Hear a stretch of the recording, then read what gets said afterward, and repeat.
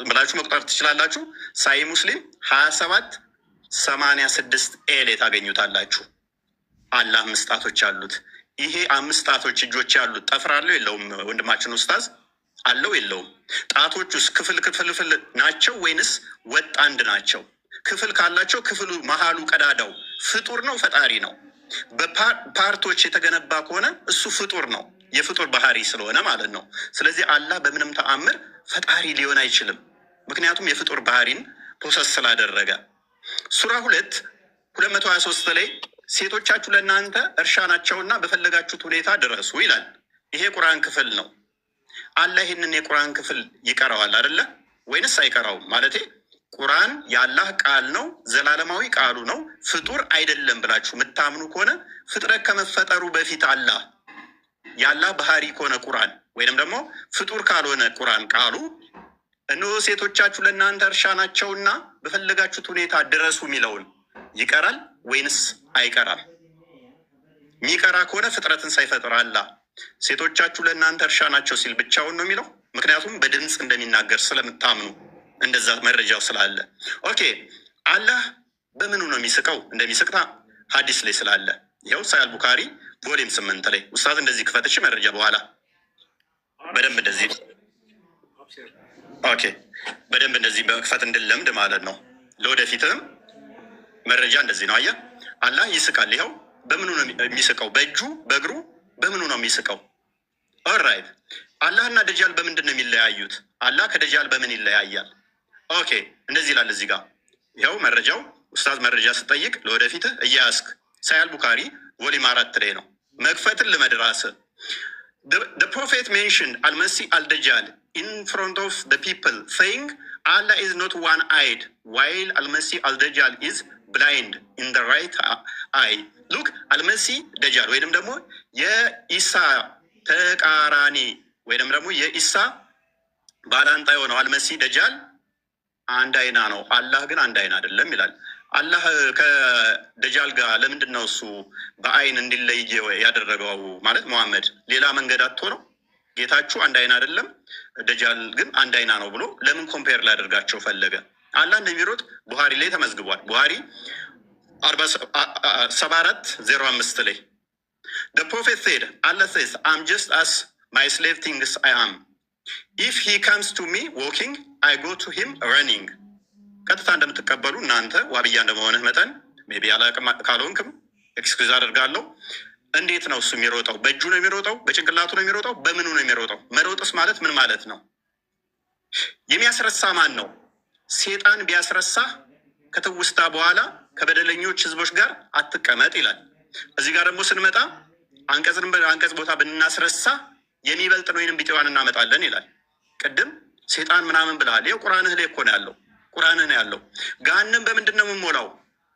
ገሃነም ሰውና ፍጥረታት ይጥላል ወደ እንትን ውስጥ the people will be thrown into the hellfire and it will say are there any more to come?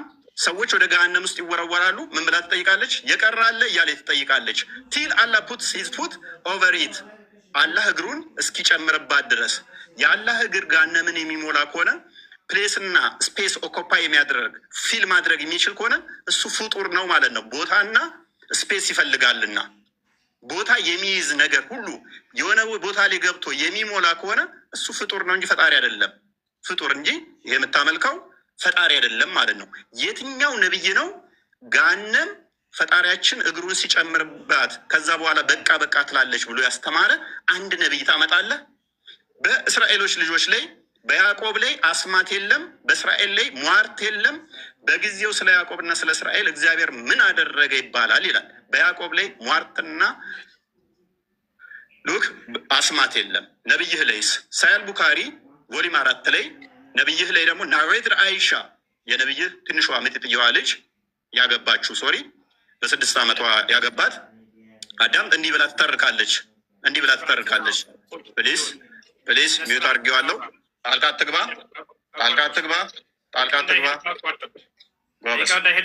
ሚጢጥየዋ ምናምን የሚል ቃል ተው። እፎይ ትልቅ ነህ በቃ። ከዚህ በኋላ አረጀ። በቃ ያለውን ነገር የተጻፈውን አንብብ። የተጻፈውን ያልባላል እየተባለልህ አይዞ እሺ አይዞ ሚደትያው ይሻላል ትጠይቃለህ። ችግር የለውም ችግር የለውም። እሺ ታዳምጣለህ? በደንብ አዳምጣ። እየሰማህ ግን ጣልቃ ገባብኝስ? ቃልህን አስተካክል። ወይ ሌላ አልተባልክም። ፖለቲካ አትስራ። ጣልቃ ገባብኝ እንዴት እናድርግ በኋላ? ሂድ ቀጥል። አብሽር። ጣልቃ ትገባብኛለህ? አልገባም ወይንም ይህንን ኮንፊርም አድርግልኛል። አልገባም። አብሽር። ግን ቃላቶችን አስተካክል ለተከታዮች ስትል ማለት ነው። ይኸውልህ እኔ ምንም ያጠፋሁት ነገር የለም። ስለዚህ ጣልቃ እየገባህ ግን አንተ እያስቸገርክ ነው አይደለ? ከየት ነው ያመጣኸው? ቆይ አዳምጥ። እሺ እኮ ጣልቃ አትግባ። አዳምጥ እኮ ተራዊን አይደለም ወይንስ እንዴት ነው? ዝም ብለህ መረባበሽ ነው የፈለከው?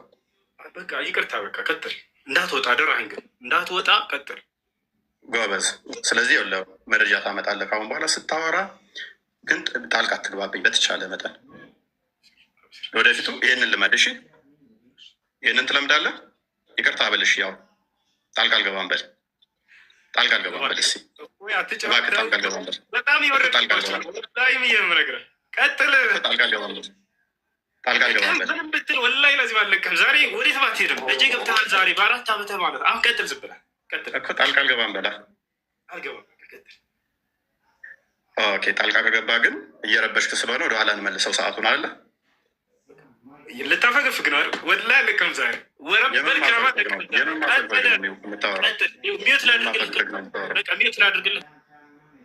ሚዩት አድርገሽ ጎበዝ። ስለዚህ ታሁን በኋላ ጣልቃ አይገባም ወንድማችን ብዬ አስባለሁኝ። ምንም እንትን ያልነው ነገር የለም። ኤኒዌይስ እያየህ ሆኗል። ደቂቃውን አስጀምርልሃለሁ። ኦኬ አይሻ እንደተረከችው እንግዲህ በመጽሐፍ ቅዱስ ላይ አስማትና ድግምት አይሰራባቸውም። አይሻ እንደተረከችው ደግሞ magic was worked on Allah's prophet so that he began to fancy that he was doing things which he was not actually doing. Look, ድግምት ተሰርቶበት ያላደረገውን ያደረገ ይመስለው ነበረ ትላለች ማ አይሻ። ሌሎች መዛግብት ላይ ደግሞ የተገናኘ ከሚስቶቹ ጋር ይመስለው ነበር ብላ ትላለች ማለት ነው። ስለዚህ ወንድማችን እንዴት ነው እሱ የትኛው ነብይ ነው ማለት አላህ ይወጣል ይወርዳል ብሎ የሰበከ አንድ ነብይ ልታመጣለን ትችላለህ? ከሌሊቱ 1/3 ሲቀር አላህ ይወርዳል ሲል በምኑ ነው የሚወርደው? በምኑ ነው የሚወርደው? የአረፋት ቀን የአረፋት ቀን ይወርዳል ይለናል። እንዴት ነው የሚወርደው? መውረድ ማለት ምን ማለት ነው? ፖዚሽን ይቀይራል ማለት ነው። ዳይሬክሽን ይቀይራል ማለት ነው። ይሄ ደግሞ የፍጡራን ባህሪ እንጂ የፈጣሪ ባህሪ አይደለም። ታውቀዋለህ? ሜቢ ተተማርክ። እንዴት ነው እሱ? በምኑ ነው የሚወርደው? በምኑ ነው የሚንቀሳቀሰው? በምኑ ነው የሚወርደው? በምኑ ነው የሚሄደውስ? ማለት መረጃ ታመጣልኛለህ ቀጣይ። ሌላኛው ዋናው አላህ አባት አይደለም ብላችሁ ታምናላችሁ። አላህ አባት ያልሆነው ለምንድን ነው? አባት ተብሎ ማይጠራበት ምክንያት ምንድን ነው? እሱ አላህ ልጅ የሌለው ለምንድን ነው? እሱ ነቢያቶች የሰበኩት ፈጣሪ አባት ተብሎ ይጠራል፣ አላህ ተብሎ ይጠራል ኖ። ቁርአን ራሱ የተጻፈው ይህንን ለመቃወም ስለሆነ ሱራ 18:4 ላይ እነዚያን አላህ ልጅን ይዟል ያሉትን ሊያስፈራራ ወረደ ይላል። ለማስፈራራት ነው የወረደው። የሚያስፈራራው ቅድም ነው ሙዛ ጋር ማን ነው ብሎናል? ሰይጣን ነው ብሎናል። ሊያስፈራራ ወረደ ይለናል። ማስፈራራ ለምን አስፈለገው? ለምን ያስፈራራል? ነቢያት የሰበኩትን ለምን ነው የማትቀበሉት? ነቢያቶች እንደሰበኩ ታምናለህ? ለምሳሌ ሙሴ እንደዚህ ብሎ ያምናል። አንተ ታምናለህ? እናንተ አምላካችሁ እግዚአብሔር ልጆች ናችሁ ይላል። የአምላካችሁ የእግዚአብሔር ልጆች ናችሁ ታምናለህ አንተ እንደዛ ብለህ? ወይንስ ልክ አጋንንቶቹ እንደተናገሩት አላህ ልጅ የለውም ስላሉ አንተም ልጅ የላችሁም ትላለህ? መጽሐፍ ቅዱስ ራሱ የተጻፈው ኢየሱስ ሉክ በዚህ መጽሐፍ ያልተጻፈ ሌላ ብዙ ምልክቶች ያደረጋቸው አሉ። ነገር ግን ኢየሱስ እርሱ የክርስቶስ የእግዚአብሔር ልጅ እንደሆነ ታምኑ ዘንድ አምናችሁም በስሙ ሕይወት ይሆንላችሁ ዘንድ ይህ ተጽፏል። የማን ልጅ እንደሆነ? የእግዚአብሔር ልጅ እንደሆነ። ቁርአንስ የተጻፈው ለመቃወም፣ ይሄንን ተቃውሞ ደግሞ የሴጣን ነው። ለምንድን ነው ለመቃወም የመጣው? አላህ ማለት የሴጣን ከሆነ ለመቃወም ለምን መጣ? ለምንድን ነው እሱ ይሄንን የተቃውሞ እምነት የመሰረታችሁት? አላህ ምንም ልጅ ያሌለበት ምክንያት ምንድን ነው? እሱ ኦኬ፣ ምናልባት ይሄንኛው ይሆን ቁርአናችሁ ስለሚናገር ማለት ነው።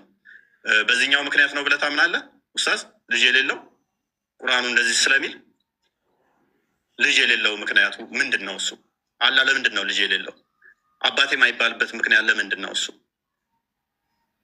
አይ ቲንክ በዚህ ይመስለኛል። እርሱ ሰማያትና ምድርን ያለ ቢጤ ፈጣሪ ነው ይላል። በደንብ አስተውል። ቁርአን ነው የሚለው።